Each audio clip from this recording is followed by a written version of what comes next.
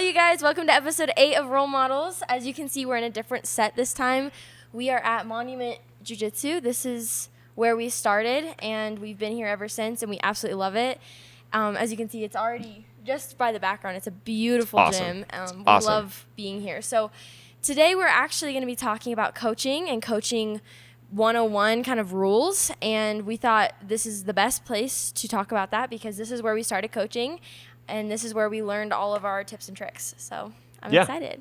Where do you want to start first? Yeah, so let's just talk about like basic, when you start coaching, what you need to know. Yeah. And I think that there's a huge difference between teaching kids classes and teaching adults and kind of maybe those differences a little bit. Let's talk about kids first then, yeah? Yeah, that's fine. Okay. So some basic things. I think it's important when you start coaching to know your why. Throwback to our last podcast with Nathan Fisk. That was awesome. But he was talking about, in pretty much anything you do, you need to know your why. Start with why. Why do you want to coach, and what is your main goal in that? And I know for me, I just love seeing kids change throughout the years that they're with us, or even in just a single class, developing some type of skill, whether it's an emotional mental skill like building discipline or building confidence, or if it's a specific technique that they've been struggling with for a while and they get it. Both of those just brighten my day, and I love to see that. And that's my why, is to see kids come in, maybe like the day has gotten them down, school has been rough, parents have maybe not the greatest home life. I love to see them walk out 10 times happier, and they got a workout in, they got to see their friends, they got to be around coaches that empower them and uplift them. And part of my why as well is the fact that I had an amazing coach that brought me into this sport. And he did a great job of lifting my spirits every time I came in. And he's one of the biggest reasons I'm still a coach today. So those are the two parts of my why. And I think it's important when you start coaching to know your why. And when it gets hard, you remind yourself of why you are coaching. Yeah, mine are the exact same. I feel like for me, it made such a difference in my personal life and my confidence that I want to see that in my students. And so that's kind of the same thing for me. But I totally agree. And one of the concepts that we teach to our coaching team is that you might be the only person in that child's life that is supporting them and congratulating them and uplifting them. And that gives you tremendous responsibility, right? Yeah. So that means that you're in a position to really make or break how that kid is feeling and how that day goes for them, right? And so I think it's really important that you feel that sense of responsibility when you come in to teach, that you're not just here for teaching jiu-jitsu and to show them a cool sweep or two, right? But you're here because they need you, right? And I think that's an important distinction to make. Yeah, 100%. Like we said before, we don't know how this kid's day has gone, right? We don't know how difficult of a day it's been. We don't know like who brought them down, if it was a teacher, if maybe someone at school is being rough, or it could just be a troubled home life. And when they come here, they have that third space that allows them to just be themselves, and we congratulate them for walking on the mat. And that's it. That's all they have to do. And they get praise from us for that. Yeah. So that's just where it starts. And then I think after that, the patience and the enthusiasm, right, is some of the most important aspects of your coaching, right? You have to be patient because, again, you don't know where that child is coming from. You don't know how they're feeling that day. And if you assume that they're doing just as well as every other kid, you might judge them differently when it comes to their behavior or their technique or anything like that. So we talk about having a clean slate for every kid who comes in, regardless of how they were last class or how you expect them to be. Every single time they come into class, we treat them the same way, right? So an example of that, and I think this is something some coaches may struggle with, which is like that we all have that one student who may be a little bit more difficult, and every coach knows who that student is in their gym. And what Tommy's saying is it's really important when they walk in, even if they have been misbehaving for weeks, that you treat them as if they haven't done that when they come in. You don't start off with, are you going to be good today? Yeah. That's not going to help the situation at all. You come in with, hey, I'm so glad you're here. It's great to see you. I think just that difference is huge for that kid. Absolutely. And I think that goes into another big part of our coaching philosophy, which is building the right identity for children, right? And so a lot of times some of those kids have the identity of like, I am a bad kid, And that's a really tough place for them to be in. And a lot of times they kind of dig themselves into a hole where they're like, well, why would I behave correctly? Because it doesn't matter what I do, I get in trouble anyways, right? Sometimes you have children in your class who are always awesome.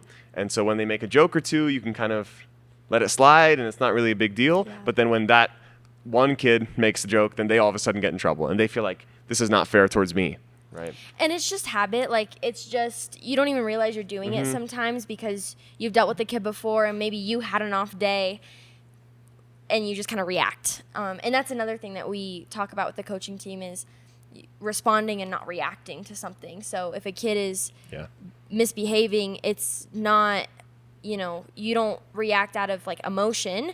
You take a second and respond to that kid in a way that is controlled, and you really think about where is this kid actually coming from by interrupting right now. Yeah. They want attention or they want something else. They're not they're not purposely trying to be disrespectful in most situations. They're missing something like attention from parents or at school or something. And that's all they want. They just want validation of what they're saying. Yeah. And I think also when it comes to the identity building, the language that you use towards the kid is also super important. So one thing that we talk about sometimes is instead of telling the kid that you're proud of them, you tell the kid that they should be proud of themselves, because we want them to build an internal sense of self. Is that the right term? Yeah. That's You know what I mean, right? Sounds good. You want the kiddo to feel like proud of themselves and not have their success be reliant on somebody else's feelings about them. Does that make sense? So it's a good way to kind of practice that is to say, hey, you should be proud of yourself for how hard you work today, right? And validating and praising the hard work habits instead of the traits. So instead of saying, oh, you're so smart or you're so athletic, we say you're such a hard worker, right? You're so disciplined. Every time you come into class, you're pushing yourself. And I think that kind of language is also so helpful. I think sometimes when students are always told, oh, you're so smart, everything is so easy for you, when they encounter something that's difficult in their life, then they feel like something is wrong because they're like, why can't I do this right away? I'm supposed to be smart. And so praising praising the hard work, I think, is so much more important because no matter how smart they are, they're going to come across those obstacles. And so I think you're setting them up better that way. Yeah. I want to touch on two of the things you said. But first, I do want to give credit to our wonderful professor who taught us pretty much all of this. And if he didn't teach this to us directly, he introduced us to contacts who taught this to us. So, and he was in episode, I don't know, 4? 5? Something like that. We interviewed 5. him and his wife, Krista, who run this academy. And they either taught this to us or they brought us people who could teach this. And so we're so grateful for them. And all of this comes from them. So I just want to give credit where credit's due really fast. But I want to mention when we're interacting with a kid, or actually anytime, when you come into the gym, you need to leave out how you're feeling for the day.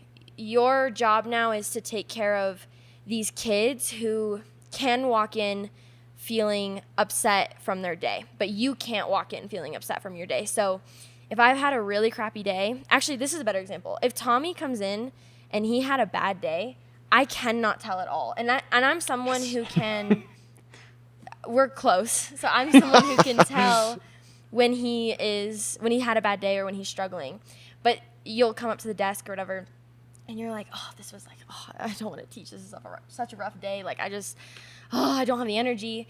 And then I hear him in the back and I cannot tell at all. It is like it's his best day ever and he's enthusiastic, he's happy, he's still patient with these kids. And I try to do that best I can, but I think you just do it on an insane level. Thank you. But that's something I strive for, and we tell our coaching team to strive for that as well.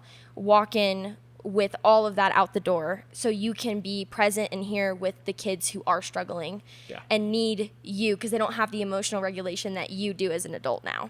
And actually most of our coaching team are teenagers, so this is part of like I started coaching when I was 14, and I think coaching taught me how to control my emotions because even if I had a terrible day, my kids can't see that I'm having a terrible day. Definitely. My students can't see that I'm having a terrible day. Definitely. And I think for me, part of what, and thank you, by the way. That's very nice. But part of what helps me with that is taking energy like from the kids. Sometimes the kids come in and, you joke with them, right? Or that you ask them about how their day is, and all of a sudden you forget about your day and it's just all about them, right? It goes away fast. It goes away quick. Yeah. You can just kind of immerse yourself in it. I think a good coach, this is another good principle to talk about. A good coach knows their athletes and knows their students. This is hugely important. So especially for the classes where we're really close with our students, like our competition class, where we're interacting with these kids a lot and during high stress situations, and the parents, right? Knowing your students is so, so important. So for our competition students, I think you probably know what every single student in that class likes to do for their jiu-jitsu. Yeah. Right? And what kind of stuff they do for fun. And yeah. Right? And that stuff is so helpful when they feel like their coach cares about them more than just can they do this armbar or not. Right. I think this isn't talked about a lot, but coaching isn't coaching a technique. Coaching isn't coaching a kick or a specific armbar or whatever, like you said. It is coaching a kid through life. It's not the technique. It's about building their character as a whole. And I think people forget about that part. That's why the assumption is out there that if you're a really good competitor or a really good practitioner or whatever, that you're going to be a really good coach. It's just not the same thing. It's a completely different skill. And we've mentioned that a few times, but that's where that principle comes in, is understanding the fact that you're not coaching a move, you're coaching a kid. You're coaching a human being that goes through their own stuff. Yeah, absolutely. I was going to bring up the positive reinforcement stuff. Do you want to talk about that? Yeah, for sure. So let's get into some of the more practical. That's all your why. That's all like the philosophical piece of coaching, right? But the practical, when you're on the mat coaching, let's get into that. So first off, this is very basic, but you should see the room pretty much at all times, and everybody should have an eye on almost every single kid in the room. So lucky for us, we have how many coaches on the mat? Four per to day. 4 to 5 coaches, which is awesome. a day. Yeah. And I understand that not everybody can do that, but there's tips on the mat where you can kind of orchestrate the room to be able to see the whole room as a whole, even if it's just like 1 or 2 people coaching. So that means your back is to the wall and your eyes can see the whole room. So even if I'm working with a group right here, I can see in my, what's it called, peripheral? I can never say the word. Is that right? Yeah, let's go. I can never actually say the word. I can see that in my view, the rest of the room, while I'm working with one group. So your back should really never be to another kid. Yeah. Yeah, and if you have multiple coaches, organizing your groups in a way where they're close to you is also really helpful. So we like to pair certain groups with certain coaches. Let's say we have 10 groups in the room, and we have, 4 coaches, so 3 coaches, right? Each coach will take 2 or 3 groups, and then those 2 or 3 groups are going to be organized in front of you, right there. Not a kid over here and then a kid way over there, where you can only see one group at a time. You'd want to see the groups and the room at once, ideally. Their heads are towards you, so you can interact with them, and their heads aren't facing away, and you have to reach to talk to them. Again, that's not possible for everybody, but that's the ideal situation, I think. Yeah, for sure. And like I said, you can there's some tips and tricks to organize the curriculum so that it works for only 1 or 2 people coaching. So this morning, Coach Tommy and I had a class where it was just the 2 of us, and I think we had around 15 kids. And the way we ran the class was so that we kind of took 2 sides of the room, and we could see our side. And I could still see his side in my view, and he could still see my side. So we could be aware of the entire room. And that's really important for safety. And then it's important as well to the parents, their view, think about their viewpoint. They're watching the class and they're like, oh, the coaches aren't looking at my kid at all. Mm-hmm. If they're around you and they're in front of you and you've made it in a way where their heads are facing you and your back isn't to their kid, it looks 10 times better to them. Yeah. And again, the safety piece is the most important. Absolutely. Yeah. Yeah. So one other thing that I think is really, really important, and this is super helpful for some of the kids that have behavioral challenges. And, when you think about martial arts, the kind of people who sign their kids up for martial arts are 90% of the time people who want their kids to improve their discipline, their focus, that kind of stuff. Very rarely do we have parents coming in hey, I want my kid to be a world champion. That almost never happens, right? Most of the time it's, hey, I want him to build his focus, build his character, build his discipline. And so a really important idea for this is the positive reinforcement versus negative, like punishment-based stuff, right? And the whole concept is this. It's not that we're being gentle or soft on the kids. It's not that we're not pushing them or challenging them. But when the student has a positive behavioral change, that has to feel good. And so what we call catch them being good is what we say. And so if you have a student who, let's say they're talking a lot in class or something, this happens a lot, and you have a private conversation with them instead of in public, it's usually better in private, and you say, hey, every time we circle up, I need you to be a little bit quieter. It distracts from the group. You have to say why also, right? So not just because I said so, there has to be a why. Said, oh, because it distracts from the group. And then if next time you circle up, they're not talking, you have to congratulate them afterwards. Right? You have to pull the kid and be like, man, I noticed you stayed so quiet. You were so focused. You didn't talk one time. Give me a high five. That was awesome. Right? And then now you've reinforced that behavior and they're like, wow, it feels good to do that. Right? I think where people go wrong is they say, hey, be quiet. The kid is quiet. They feel like trash. And then you don't say anything. So now they fix their behavior and they feel worse. And then you expect them to continue that. Right? And it doesn't really make any sense, right? So it's so important that you catch them being good. You praise them. You say, hey, that was exactly what I was looking for. And I think that really helps to build those kids up. We've had so many kids who, they came into our program and you can just feel they have that I'm the bad kid identity or I'm the problem kid identity where they come into class, they just know they're going to get in trouble. And yelling doesn't work for them because maybe they're at home, that's the situation, or at school, that's the situation. They just get yelled at all the time. They're like, this doesn't bother me anymore, right? So you have to have a different approach. Yeah. I think it's hard as a coach sometimes because you're thinking, well, it's bare minimum to not talk while I'm right, yeah, for teaching. Sure. It's tricky, yeah. And so you want to correct it. Yeah. You want to, I got to correct it. And that's not always the best option. Sometimes the best option is to, like what I'll do is I'll quietly like touch the kid's leg and be like, hey, be quiet, please. Mm-hmm. And then afterwards I'll pull them aside and say, hey, we got to be quiet when we're circling up and here's why. Yeah.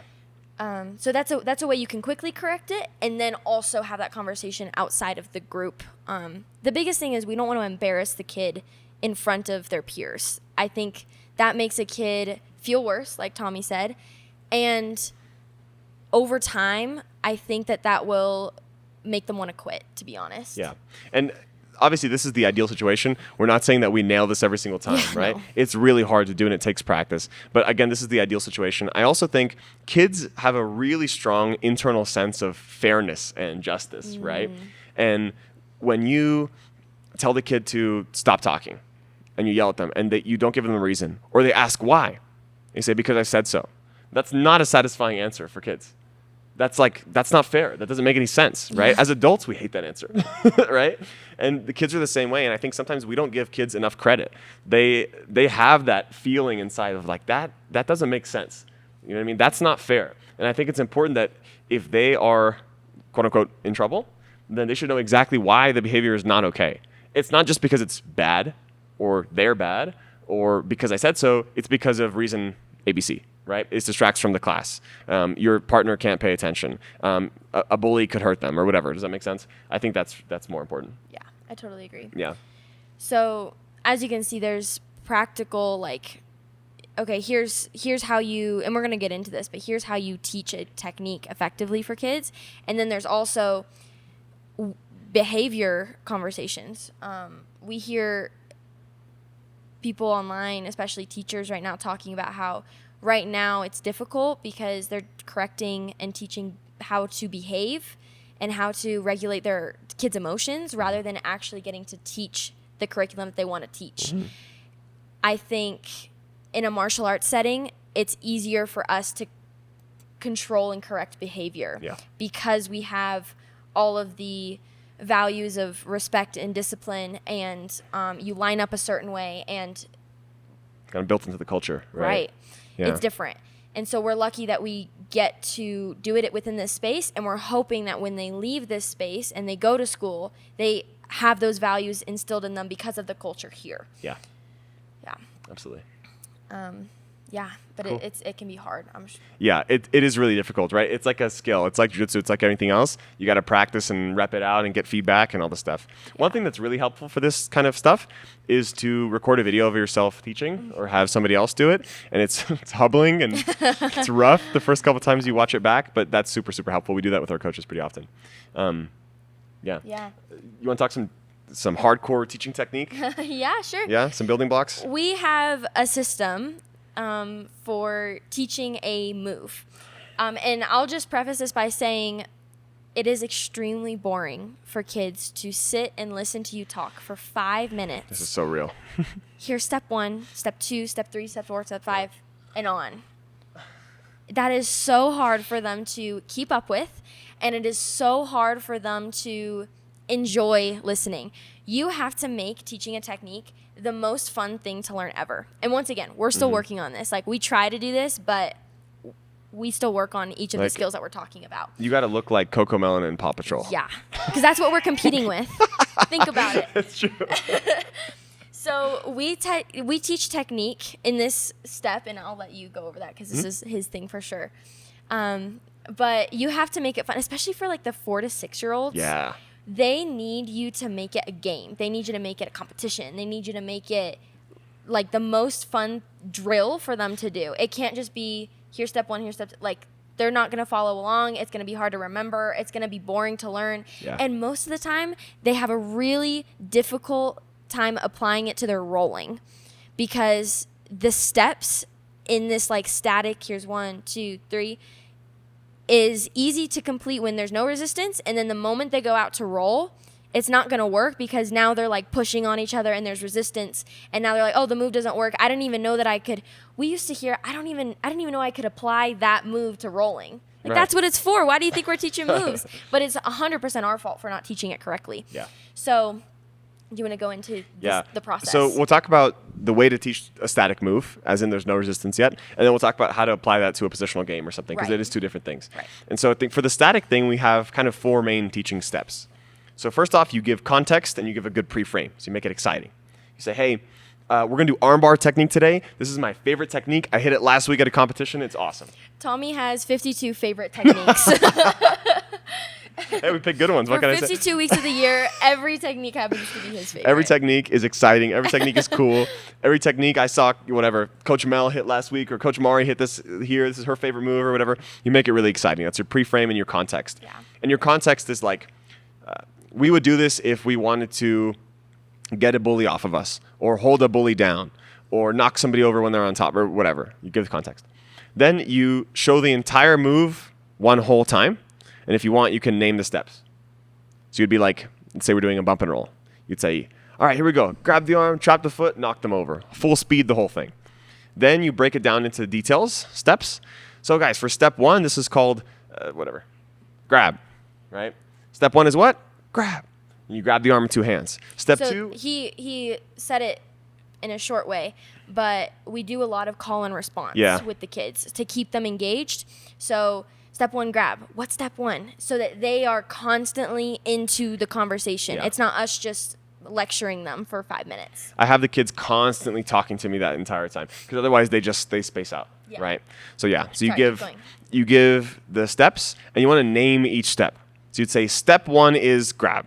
Step 2 is roll. Step 3 is knees or whatever, right? You name the steps because then when they go to recall the move, they don't have to recall cross grip on the sleeve, up here on the elbow, my elbow's tucked in tight. They just have to recall grab. It's a lot simpler. Yeah. And then lastly, you wrap up with like a full speed technique again, like we did for the second step. So you go, all right, one more time. I grab the arm, trap the foot, knock them over, right? So it's context, full speed, details, full speed.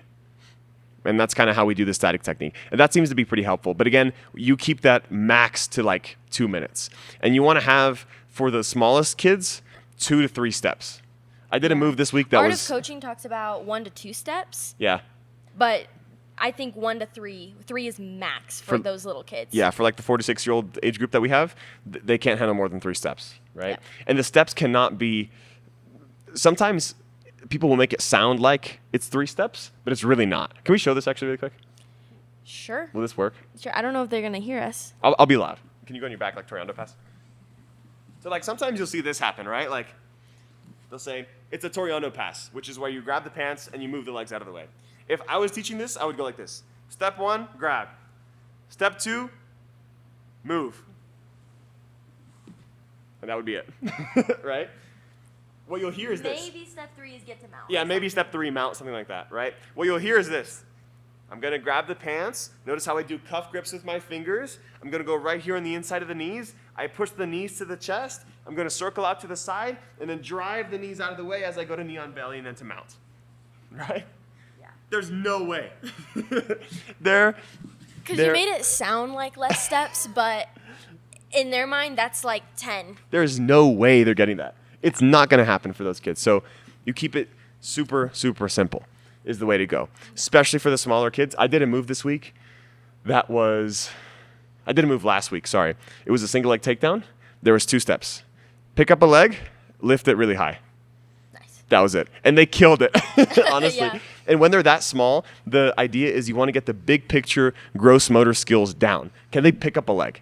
If it's on the wrong side, like you can adjust it, but does it really matter if their hand position is correct right now? Like they need to just feel picking up a leg. That's a huge question when you're coaching. Does it really matter? Yeah. To correct certain things, it's just not worth the time, or it's just not worth, like, it's important that they're having fun. So if they're having fun picking up the wrong leg, let them have fun. And then maybe if they're like struggling with it during rolling, you correct it.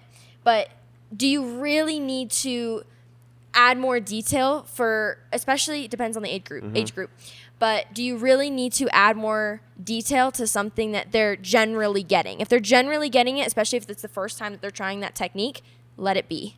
Absolutely. It's so hard as a coach not to be like, oh, but there's all these extra things that I could add and all these extra things I could say, but you have to hold back. Yeah. Because it's just going to overwhelm their mind. Less is more so often, right? Even for adults, I think that's the case sometimes. But yeah, so for the youngest students, 3 steps max. For our 10 to 12-year-olds, 4 to 5 steps max. Again, I really feel like you're missing out if you give more than that. They're going to forget more than they're learning at that point. Right. And we mentioned this before, but there's a bridge that needs to be made between the move that you just taught and the rolling. So we always combine, like, for example, that Toriano pass that Tommy just showed. Yes, maybe they practiced it statically for a little bit, but then we bridge it with a positional game from there. Like, your goal on top is to get around the legs, and your goal on bottom is to not let them. And that's it. And that's a game. And it's competition. And then it makes it fun. So now when they're rolling and they're like, oh, wait, my legs are in front of me, I remember a game that was with resistance that I can use. Yeah. At that age, they can't cognitively, consciously recall something that they did in class while they're rolling. And this is also important to understand. So for most of the kids, if they're young and they're training with somebody and they are presented with the legs, they're not going to think, what move did I learn in class? They don't think like that, right? It needs to just be built into their muscle memory. And so if they have just grabbed the pant script and throw them out of the way, if they've done that 1,000 times, they're just going to do it in rolling because their body does it, their mind doesn't have to think about it. And can we talk about the positional game stuff? Yeah, sure. So like Mari said, bridging the technique to rolling is all about making it into game format. For the adults classes, I think this is especially important. And I like doing this in my basics class. We just did this week. We did close guard passing. Can I show some of this again? Sure. So this is what we did, right? So we practiced the move a little bit, which is like grabbing a sleeve, standing up, right? Well, passing. Okay, and then we can pass. But what I did is I split it into a couple different games to make it more applicable for their rolling. So game number 1 was the person on bottom could just use their legs to pull you forward the whole time and make it annoying.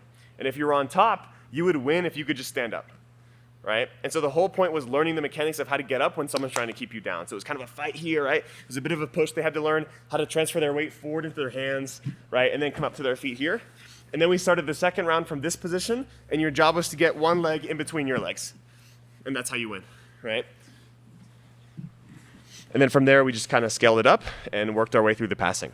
But I think then when people go to roll, they're not thinking of like, what's step 1, 2, 3, 4, 5, 6, 7, 8? They're thinking about, what's my goal? My goal is to stand up. And then my goal is to open the legs. And then my goal is to split the legs and pass. I think that's so much more manageable for people when it's live, when it's in a round like that, you know? And you add resistance over time. Yes, yes. Yeah. totally agree. Oh, one more thing I want to mention on that.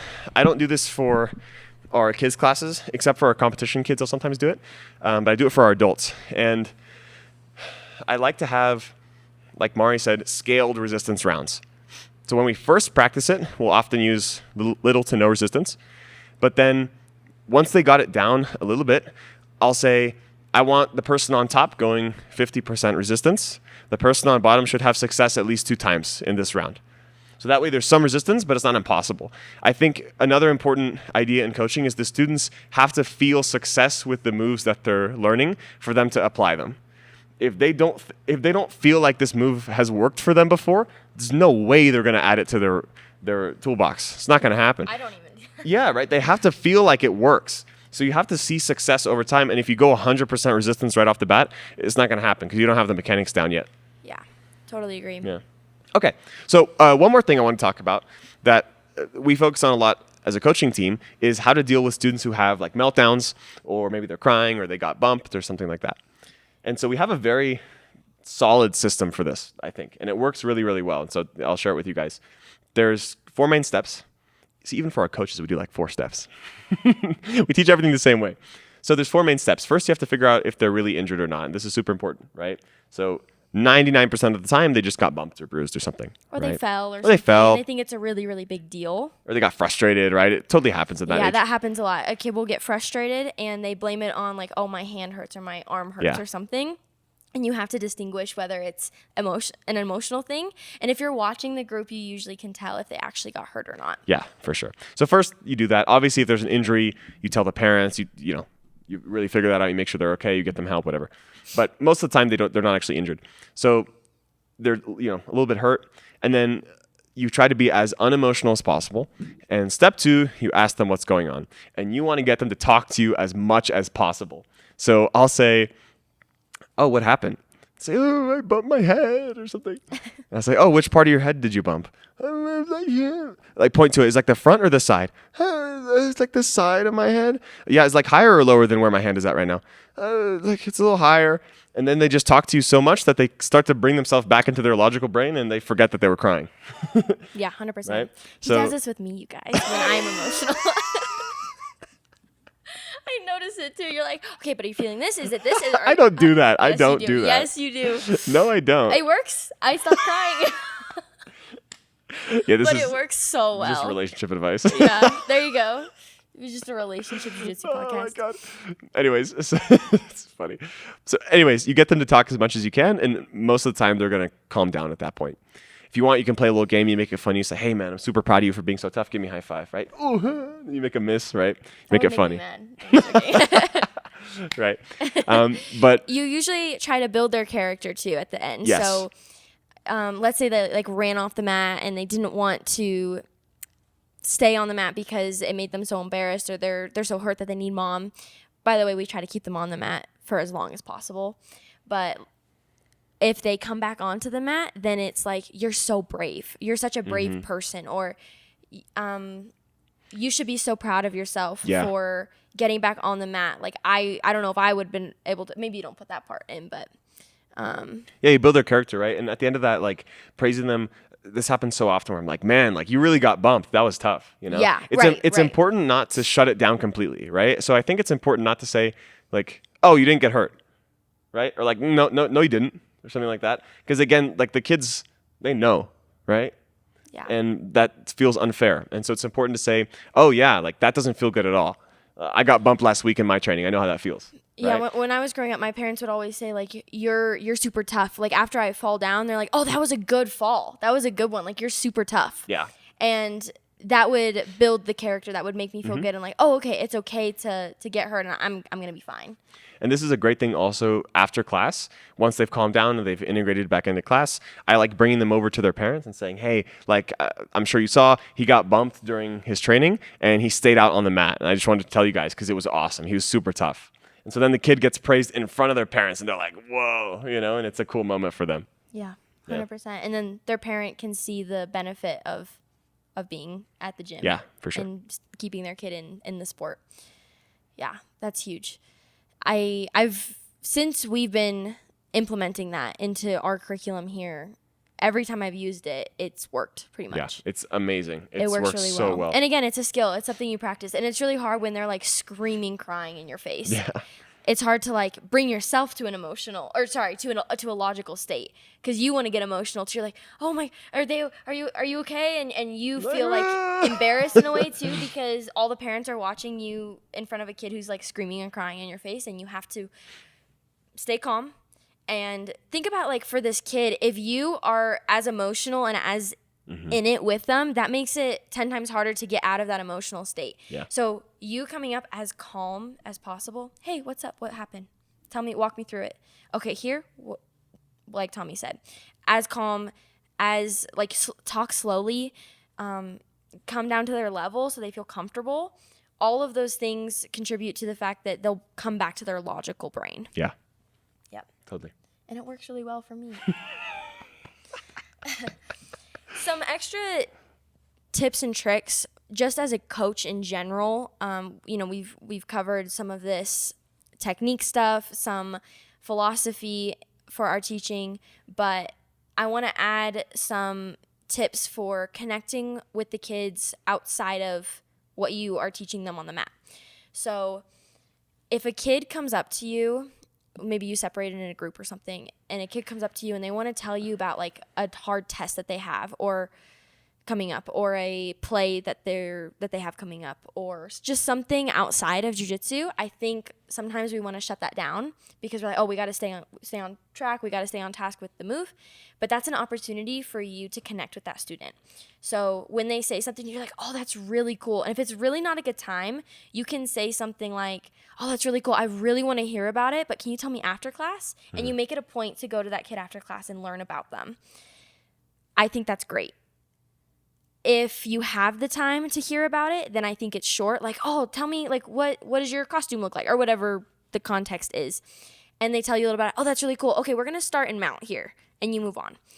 And then you can follow up with them when they come back. So if you knew that play would be on Friday, then when they come back to class on Monday, you can say, hey, how was your play? I want to hear all about it. Mm-hmm. Just find ways to connect with those students. And even better, connect with the parents as well. Yeah. So like after class, sometimes I'll go up to a parent of maybe a kid I was working with that day, and I'll say, hey, they are doing just amazing. They're doing fantastic. They were really struggling with this armbar, and they have been doing great with it. And I've just seen huge improvement the last day or the last couple weeks or months or whatever. And parents love talking about their kids. They will talk for as long as possible about their kids. And I love talking about their kids because they're my student. I love hearing about who they are, and it makes you a better coach when you get to know what their personality is like and how their brain works. So like Tommy said before, with our comp students, we're really close with them because it's a team atmosphere, and we spend a lot, like they train more than any of the other kids in our gym. So we get a lot of time with them and their parents, especially if we go travel with their parents. And it has helped us so much to know the personality of those kids. So we know that this one kid gets distracted on Fridays because he has this thing going on Fridays. Okay, well, we know when he comes in a little bit with less energy, we know that that's why. Or if a kid is just acting more tired that day, you can see the difference because you spend so much time with that kid, or because you've made an effort to get to know that kid outside of jiu-jitsu. And once again, that goes back to the parents. You talk to the parents after class and tell them how great their kid is doing. Or, hey, I really think that your kid could benefit from a private lesson. I really think your kid could benefit from learning this technique. Let me pull them aside and do a little 5-minute mini private lesson with them. That's huge. Yeah. And this is not all just for retention, like keep your students in the gym. It's really because it makes you a better coach for your students. If you know who your student is, who their parents are, where they came from, what their personality is like, what their learning style is, it makes you such a good coach, and you build that connection and can really impact that kid for the future. And also, the more connected you are with that student, the more that they're on your team, the easier it is for them to do what you want them to do, right? So for a lot of those kids who we're really close with, if they're messing around or they're not on task or something, and I say, hey, let's get on task. right? It's like right away they go because they know that we have their best interests in mind. It's so much easier to influence and help these kiddos when they know that you're on the same team as them. And same thing with the parents, right? When the parents are on your team as well, and you tell their kid, hey, I need you to work harder. Let's go. And it's maybe like a more competitive atmosphere. Then the parent is like, yeah, work harder. Let's go, right? Because they know that you have their best interests in mind. Yeah, I think for kids when they hear when they're given a lesson from their parents, it's they take it differently than when they hear it from us. Yeah, for sure. So when we're on the same team as the parent and we know, like if a parent comes up to us and like, hey, my kid has been like struggling with this at school or at home or something, we love knowing that and hearing that because now we can be on the parent's team and we can repeat what the parent is saying to the kid, but they don't hear it the same. Yeah, it lands different. It lands different because we're so lucky to be in the spot of a coach where we can influence them and be like, hey, I think that you should, I don't know what a good example would be. Like, I think that you should study more for this class or something because I hear that, I struggle with math. I think that you should work on your math more. Or that's a very small example. But their parent is saying that, and it's going to come differently from a parent than it would from a coach. 100%. Or their confidence, or it could be really any topic. I love hearing when it's outside of the gym because we can make even more of an impact on them. One thing we do at our gym that's a little bit different is what we call Word of the Week. So every week we have one word that is about personal development. So this week is self-esteem. Worksheet. What was last week? Last week was integrity. Integrity. Okay. Worksheet.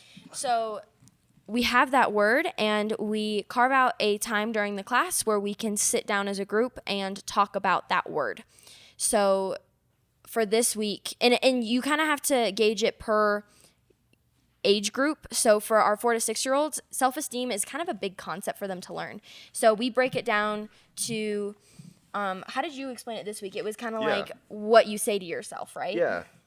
So, but for the older kids, self-esteem is a really big issue for them. So you have to break that down in a little bit, in a deeper level. And one thing that we just started doing recently, which has been awesome, are these Word of the Week kind of worksheets. They kind of look like this, right? But basically, for each age group, we have it split up. So for the smallest age group, it just says, I'm good at blank. I can get better at blank. I'd like to try blank. I'm a person that, and you can circle a couple things like can do hard things or shares with others or helps out mom and dad or whatever. And I think these are just a good excuse for the parents to be able to talk to the kids about these kind of subjects that normally wouldn't come up in a dinner table kind of conversation. And so that's another part of our job is to get the parents and the kiddos talking about these kind of things. And I think that's also something that Word of the Week does really well. Yeah, so once again, we're on the team of the parents and the values that they're learning in the gym are being brought home. Yeah. They're not just here. And that can really impact not just the kid, but the family to get to talk about those things together. Definitely. So we just started doing this, and it has been great. We even have people coming up to us saying, hey, we have these hung up on the wall, and we talk about it every time we awesome. See it on the wall or whatever. Super cool. It's really, really cool to hear. We love those stories. So all of that goes back to getting to know your student and taking the opportunity to find that, what's it called? The gold strip? golden thread. Golden thread, thank you. Taking that time to find the golden thread to get to know that student. Which the golden thread is like something you have in common with somebody, basically. Right. I had a really good teacher in high school tell me one time, because I asked him, he had this ability to basically say whatever, and the entire class would listen right away. Mm-hmm. And that was not the case in like every other class I had. And so I asked him, like, how are you doing this, And he basically said that at some point in the semester, he tries to find one of those golden threads with every single student. So like with one kid, they had some joke, like this running joke about his shoes, that his shoes were ugly or something, right? This is high school, right? But it's like, oh, his shoes were ugly, or, and so just like a funny running joke. And he had something like that with every single kid in the class at some point. That was his goal. What do you have with you? This teaching stuff is what we would talk about, right? And so for me, that was his connection to him. And that was awesome and super helpful. And I really felt like he cared about us as a group, and that just made it so much better. And obviously, when you have a lot of students, that's hard. But I think that's really what you're working at every single time that you're in the gym. Yeah, like we said, we're the closest with our comp class because we just spend so much time with them. And it's a bit of a smaller group. But we try to do this with every kid that walks in the door.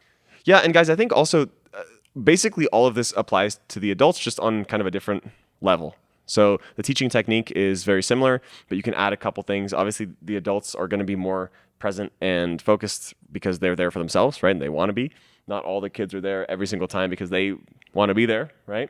So it's all the same stuff, just it's kind of simpler in my view. Yeah. And I think with the adults, it's about the community building aspect of it, right? So really understanding who they are as people, why their training is really important, and making sure that they feel like they're improving and getting better during class, especially for the adults programs. It's such a steep learning curve. And we talked about this in one of our recent episodes, but it's such a steep learning curve that if they come in and they feel like they should be doing better, it's tough, right? So just having that conversation of, hey, how's your training going?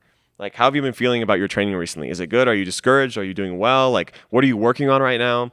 I think I talked about this in one of the recent episodes, but one of my goals is to make sure that I know all of my students' games and preferences, like what they want to go for, so that I can best help them out and help them progress, right? You want them to feel like you are a resource. You're not just the person that teaches their class. Yeah, there's a lot we can say about adults because it's just so different than teaching and coaching kids. So if you guys are interested, we might do an episode on that. Put it in the comments if that's something you guys are more interested in. Yeah. Coaching for adults instead of kids specifically. I think the most experience we have is with kids. Yeah. And if you are a coach or you have kids coaches or something like that, and you have questions for us, drop them in the comments. We're certainly going to do one of these episodes again in the future because this is a huge topic for us, the thing that we're most excited about, I think. And so if you have questions, let us know, and we'll definitely add them to the future episodes. Yeah. One thing that's universal between kids and adults, though, is the fact that your goal is to make the class as fun and energetic as possible. For sure. So we try to have no dead time in our curriculum. So the kids are always doing something. Maybe they're sitting down to talk about our word of the week, but that's really the only like downtime that they have. And maybe to learn the move for a few minutes, but they're playing games. It's structured though, so it's just not just a free for all, and they're controlled the whole time. So we always have a coach with groups or with a section of the room, and they're always doing something.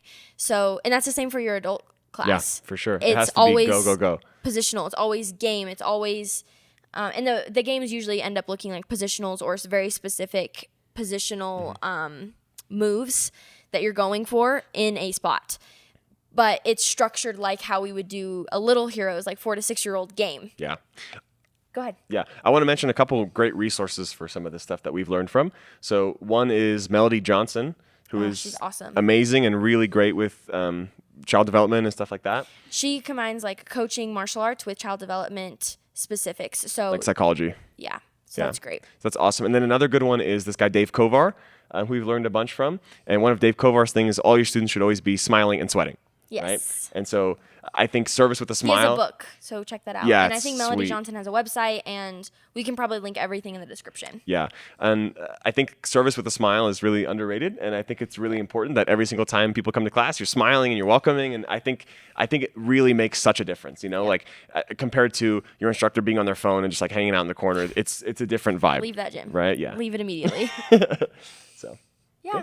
Well, thank you guys. And if you guys have anything to add or any questions about any of this is our favorite topic. I don't know if you guys can tell, but we love talking about coaching and our philosophy on it. So thank you guys so much for joining us. I have one more thing. We sell equipment and stuff. This is our Level rash guard. This is our, oh my God, what's it called? I forgot the name of this rash guard. I'll link it in the description. I forgot what we called this one, but it's one of our red ones. Remember. It's really cool. And we do custom gis. So this gi I customized. Check it out. Right? So hers too.